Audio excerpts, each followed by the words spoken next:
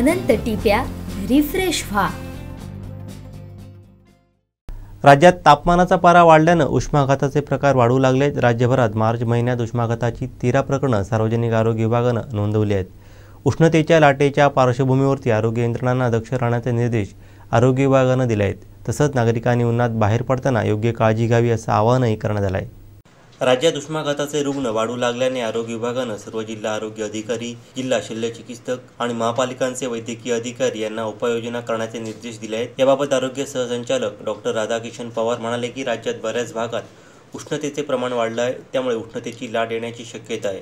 त्यामुळे राज्यभरातील आरोग्य यंत्रणांना उष्माघाताबद्दल लक्ष राहण्याचे निर्देश देण्यात आले आहेत। उष्माघाताच्या रुग्णांची काळजी कशी घ्यावी याबद्दलही सूचना करण्यात आल्या आहेत। उष्णतेशी निगडीत आजार वाढण्याची शक्यता असल्याने आरोग्य यंत्रणांनी त्याबाबत उपचारांचं नियोजन करावं। या आजारांवरील औषधांचा पुरेसा साठा रुग्णालयांमध्ये ठेवावा। या आजारांवरील उपचारांचे प्रशिक्षण रुग्णालयातील कर्मचाऱ्यांना द्यावे। लहान मुले आणि ज्येष्ठांना उष्माघाताचा धोका अधिक असल्याने त्यांची काळजी घेण्याबाबत जनजागृती करावी।